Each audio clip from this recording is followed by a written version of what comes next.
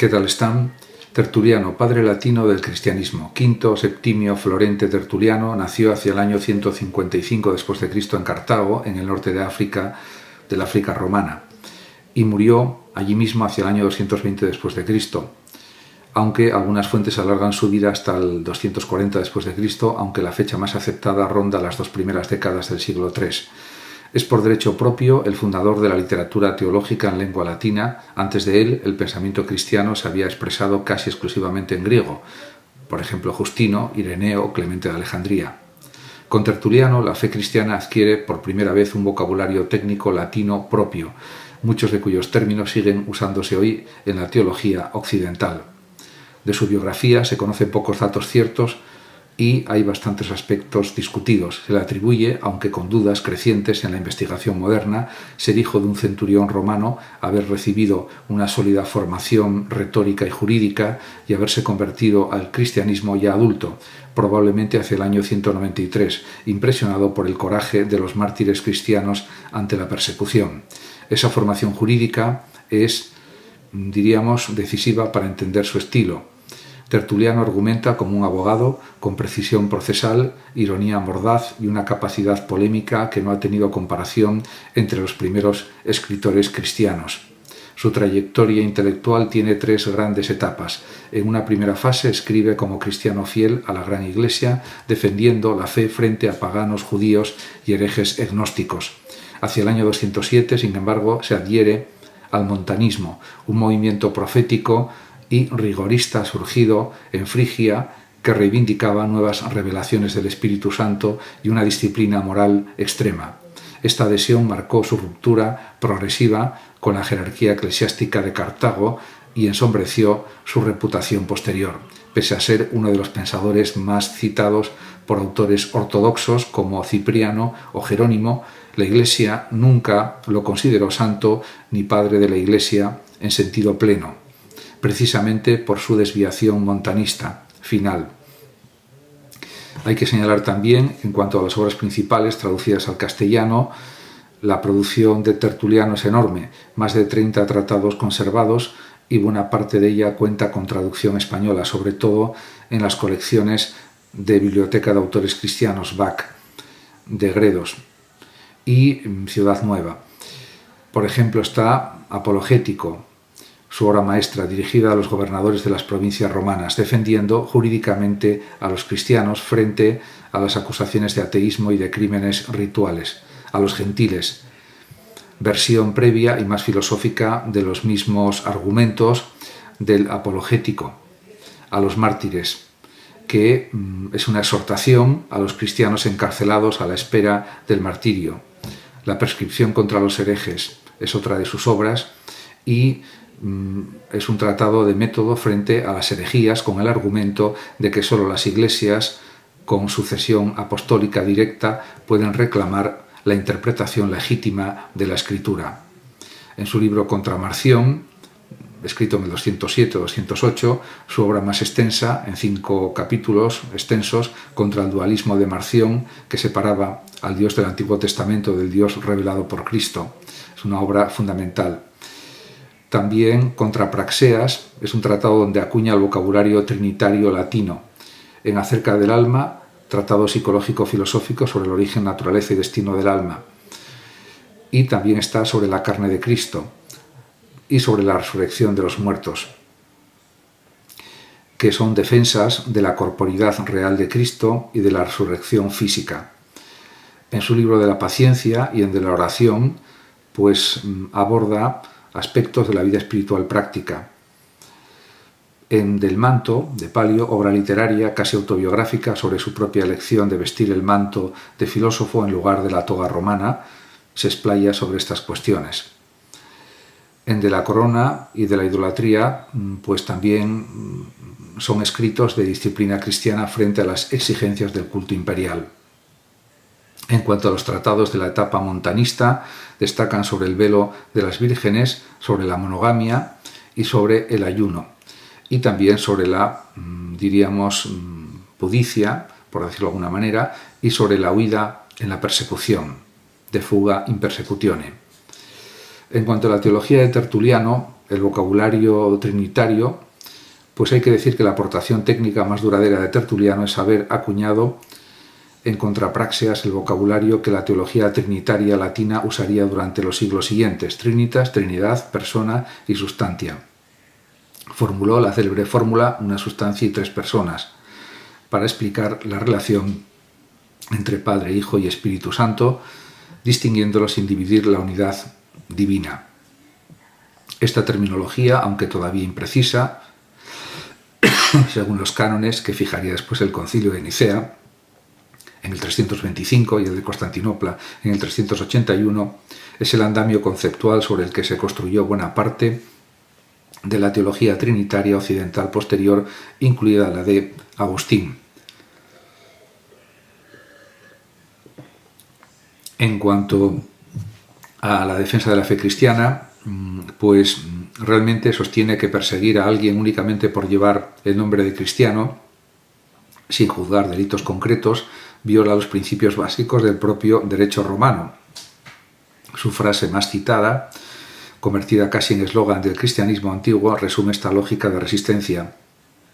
Somos de ayer y ya hemos llenado todo lo vuestro, ciudades, islas, fortalezas, el propio Senado y el foro, dando a entender que perseguir a los cristianos equivaldría a destruir el propio tejido social del imperio. De ahí también procede su sentencia más famosa: la sangre de los mártires es semilla de cristianos, idea de que la persecución, lejos de extinguir la fe, la multiplica.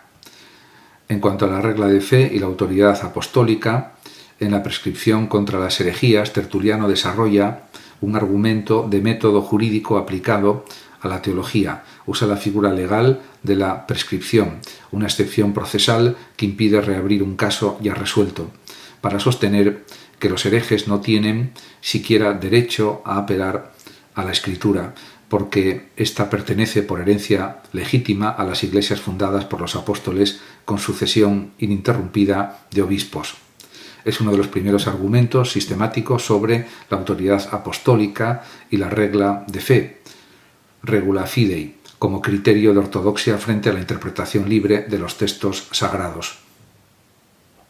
En cuanto a la corporidad de Cristo y la resurrección de la carne, hay que señalar que frente a los agnósticos y a Marción, que negaban o minimizaban la realidad física del cuerpo de Cristo, docetismo, y despreciaban la carne como algo intrínsecamente malo, el cuerpo, Tertuliano defiende con vehemencia la realidad plena de la encarnación corporal y la futura resurrección corporal.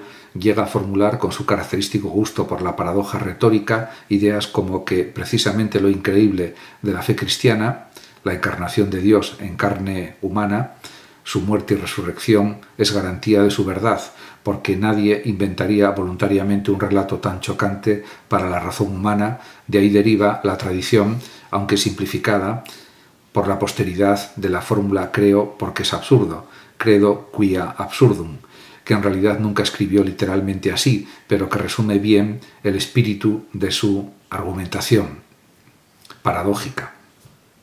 En cuanto al traducianismo y la concepción del alma, en Acerca del alma, Tertuliano defiende el traducianismo, la tesis de que el alma se transmite de los padres a los hijos junto con el cuerpo en el mismo acto generativo, y no que sea creada individualmente por Dios en cada nacimiento, que sería lo que diría el creacionismo, ni preexistente, como sostendría más tarde Orígenes. Esta postura, con matices, influiría después en Agustín de Hipona y a través de él en cierta tradición de la teología luterana sobre la transmisión del pecado original también. El rigorismo moral y la etapa montanista de Tertuliano. En su última etapa, la adhesión al montanismo intensifica su ya marcado rigorismo ético. Tertuliano defiende posiciones cada vez más estrictas, rechazo del segundo matrimonio tras la viudez, de monogamia, disciplina penitencial muy severa para los pecados graves cometidos tras el bautismo, condena de la huida durante las persecuciones y una fuerte desconfianza hacia cualquier concesión a la cultura pagana en la vida cotidiana del cristiano, vestimenta, espectáculos, cargos militares o civiles vinculados al culto imperial, etc. Este rigorismo, unido a su creencia en las nuevas profecías montanistas, lo fue distanciando de la disciplina y la jerarquía de la Iglesia de Cartago.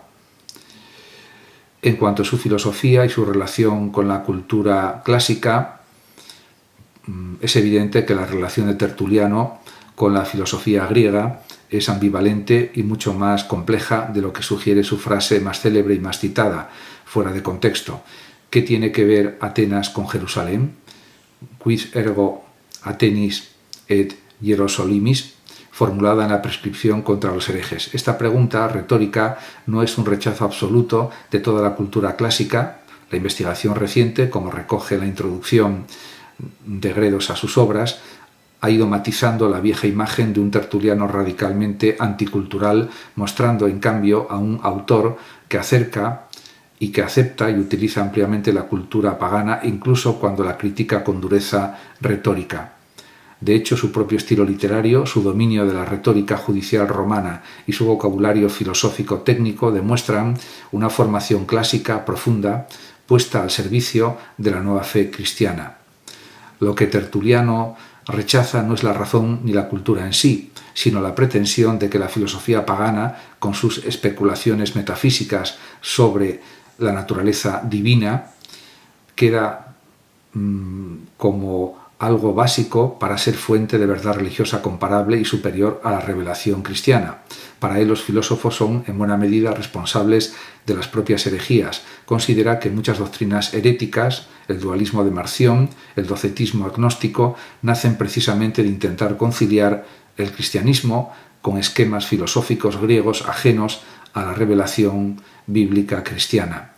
En ese sentido es un pensador que usa las herramientas retóricas y lógicas de la cultura clásica precisamente para delimitar el territorio propio de la fe frente a esa misma cultura clásica pagana. En cuanto al estilo literario, no se puede separar la doctrina de Tertuliano de su estilo, que es parte esencial de su pensamiento.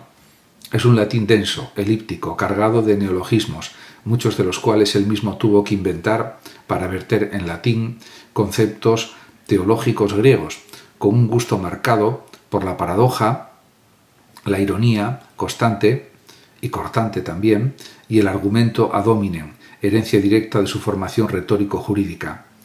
En el Apologético está construido, de hecho, el libro como un discurso judicial completo con la estructura típica de una defensa de un tribunal romano, invirtiendo sistemáticamente contra los acusadores las mismas razones que estos esgrimían contra los cristianos.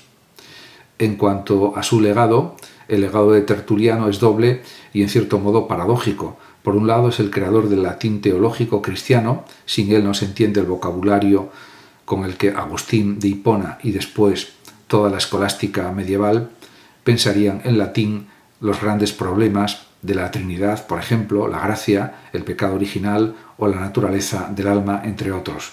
Su influencia directa sobre Cipriano de Cartago, que lo llamaba simplemente el maestro, y a través de este y de otros, sobre toda la tradición teológica del norte de África, que culminaría en Agustín, es decisiva para la formación del cristianismo occidental. Por otro lado, su deriva montanista y su rigorismo creciente a nivel ético lo dejaron fuera del canon oficial de padres de la Iglesia en sentido estricto, aunque se le siga reconociendo como autor eclesiástico de primerísima importancia. Esta ambigüedad, genio fundacional del lenguaje teológico occidental, pero también figura cismática por su rigorismo final, es quizá la clave más honesta para entender su lugar en la historia del pensamiento cristiano. Un intelecto de una potencia retórica y conceptual extraordinaria, cuya misma intransigencia moral, que le dio fuerza polémica frente a paganos y herejes, acabó, al final de su vida, separándolo de la comunidad eclesial que tan brillantemente había defendido durante décadas. Muchas gracias a todos por su atención y hasta mi próximo vídeo. El que lo desee puede compartir este vídeo, darle like o suscribirse a mi canal de YouTube, que ya dispone de más de 13.700 vídeos. Muchas gracias y hasta siempre.